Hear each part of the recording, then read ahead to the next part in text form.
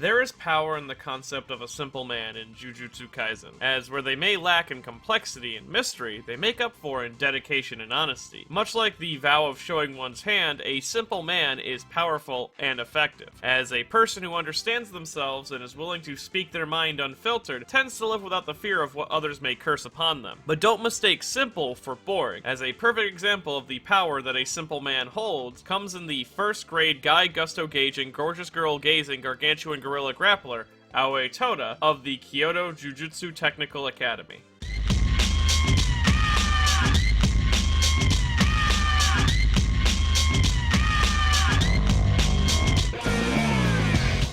Now this video contains spoilers for Jujutsu Kaisen up to the most current arc in the manga as of this video's release, so if you want to avoid spoilers, you've been warned. Aoi Todo is a third-year student at the Kyoto Jujutsu Technical Academy, and despite not being from one of the main sorcerer families, he's managed to earn the rank of first-grade sorcerer due to his raw talent and curse ability alone. But what makes him special is Todo's unique, if not simple-minded, personality, as, to put it simply, he despises the idea of being bored, and wants to test his abilities and push himself to his limits whenever he can. Well, at least whenever he isn't visiting his favorite idol's meet and greets. Though before we get too deep into that, let's first understand the meaning behind his name and design. Aoi Todo's name on the surface appears to be as simple as his character, but when we break it down we can see something very interesting about it. Starting first with his family name Todo, comprised of the characters that mean Eastern Hall, which is a term used for the Imperial Palace of Japan, also known as Edo Castle, which is a famous site where Tokugawa Ieyasu began his reign over Japan as the shogun, and ended the Sengoku era as a whole and issued in the Edo period. This is important because Todo's given name, Aoi, is rather interesting as well, as Aoi is a common name in Japan which plays into Todo's simple nature, but it also means hollyhock, which is a type of flower, one specifically used by the Tokugawa shogunate, which leads me to believe that Aoi Todo is in some way inspired by Tokugawa Ieyasu in both name, personality, and visual design. Starting first with them being both men of large physical status, or at least depicted as such, with Todo being 6'3" and Ieyasu being...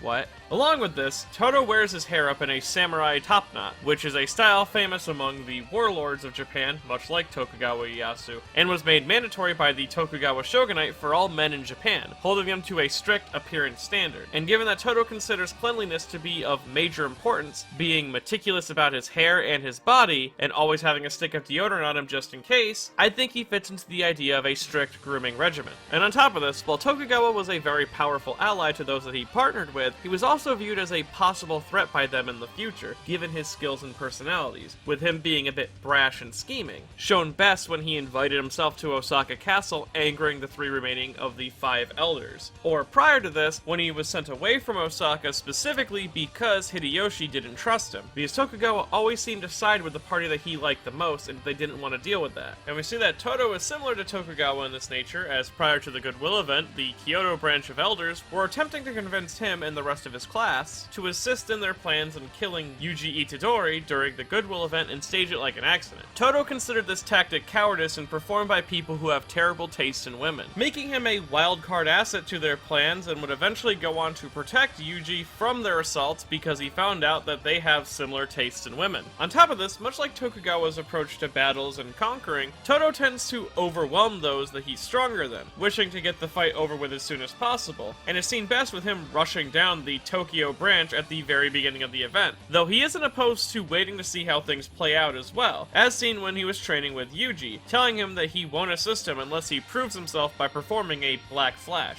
Along with this, the trope of forcing one's ally to act by attacking them in some way, either by slapping them or punching them, is made famous by Tokugawa in the Battle of Sekigahara, as he commanded his musket units to fire upon Hideyaki's forces, someone who had tried to remain neutral throughout the entirety of the battle, forcing them to act which was in favor of Tokugawa. In turn, this led to his victory and total conquest of Japan. Todo does a similar thing when teaching Yuji not only the secrets of curse energy through their battles in the forest, but by slapping him to clear his mind so that he can perform a Black Flash. But the best connection between the two is that Todo and Tokugawa are both masters of positioning when it comes to the battlefield, with Todo's own innate curse technique being a direct representation of this. That technique being Boogie Woogie. Boogie Woogie is a powerful curse technique which appears to get its name from Pin-Top's Boogie Woogie, a song that revolutionized blues music, and is partially the foundation of the rock and roll sound we know today. It's a song all about dancing and moving your body to a specific rhythm of the beat of the song, and this is represented best in the ability since it allows Todo to switch the placement of two people or objects instantaneously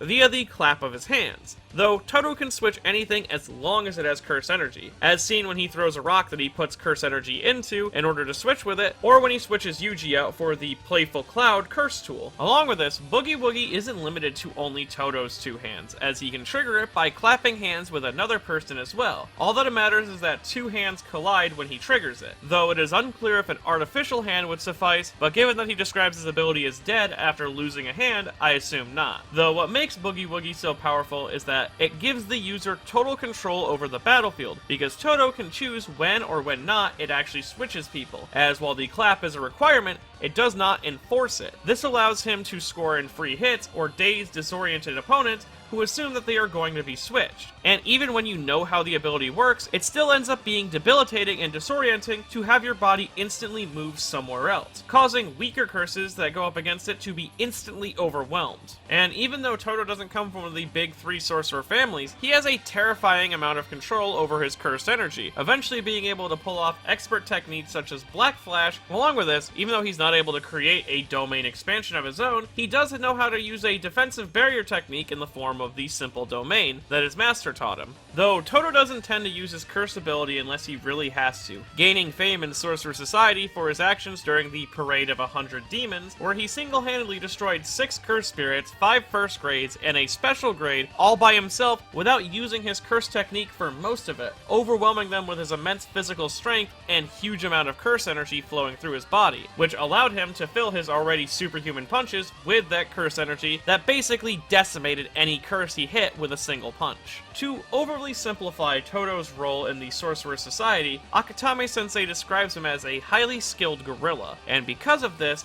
he was able to punch wizard his way to the position of a first-grade sorcerer, though what drives him isn't some title, but more so the action of satiating his endless boredom from his immense power. As starting out from when he was just a little kid, Todo has always been strong, and being that strong, he hated when someone would run their mouth and not be able to back it up, as he would be pounding high schoolers unconscious who ran their mouth to him when he was only in the 3rd grade. But his life changed when he met a special grade sorcerer under the name of Yuki Tsukumo. She would ask him a question that became one of the most important questions that he's ever heard, one that would allow him to gauge his opponent moments after they answered. This being, what kind of girls you into? Which is a simple question on the surface, but ultimately gives Todo everything that he needs to know about someone. And even though the question specifies girls, he doesn't care about the actual gender of the person, more so the desire of the person answering, as the more superficial the answer, as someone with a good personality, reveals that this person is boring and likely passive and non-committal, where a direct answer such as a specific fetish or physical asset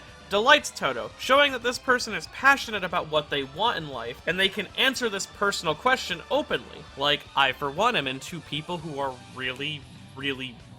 tall. Todo loves seeing someone with passion, as it guarantees that they will be anything but boring, and Todo wants anything but to be bored. Even his taste in women has led him down to essentially an endless hunt to satiate his desires, as Todo prefers women who are tall and have huge asses, which is him basically describing, without being specific, Takada-chan, a pop idol who is well known for her height. She is someone who represents the non-boring life Todo desires and his endless goal of self-improvement, as due to Takada's status as an idol, she isn't allowed to publicly date anyone, which is a rule of her profession that Todo hates but respects. Though because of how important she is to him, Todo has used her image to represent the logical portion of his self-proclaimed supercomputer brain, appearing in his mind palace-like area and describing to Todo information that he is passively aware of so that he can come to the realization of the situation that he's in. As seen when he catches on to how Hanamiin butt attack works because his cognitive Takada called attention to a detail that he didn't think of right away in the span of 1/100th 1/100th of a second, leading him to proclaim that he needs to thank the real Takada for this help later on. Along with this, his motivation to be with Takada is somewhat inspired by the Tokimeki Memorial Game Series, which is a dating sim that not only made the genre famous, but also created an icon in Konami in the form of the school idol, Shiori Fujisaki, as Shiori Fujisaki is infamous for being one of the most difficult girls to see the route of in the Tokimeki Memorial Game Series, as not only does she have some of the highest stat requirements in the game, but you also need to keep up with her in her future goals. Along with this, for some of her scenes, you need to have really specific requirements. Her being this prominent figure in both the game's marketing and merchandise coaxed a lot of people into taking on the challenge. She has become famous through gameplay mechanics, and seems designed mechanically to represent that crush that you've always had but had trouble confessing to. And if you're interested actually more in this character specifically, there was a great video done by a channel called Design For, made covering her specifically. I used a lot of it as a source, so I'm going to link it here, and please go check it out. That guy is criminally underrated. But the reason I mention this is we know that in some way Takada is connected to Tokimeki Memorial, as Chapter 127's cover directly references the ending of the game. Though with Takada, the girl you're confessing to, instead of accepting your proposal, gunning down Todo post his confession, showing again that he realizes that his love will be unreciprocated because of her career. But he still uses her as his drive to stay motivated, because he knows what he wants in life and refuses to let those who are boring stand in the way of that. Though currently, his status as a sorcerer is up in the air, as after he lost his arm, Todo claims that his innate curse technique has died in his eyes. But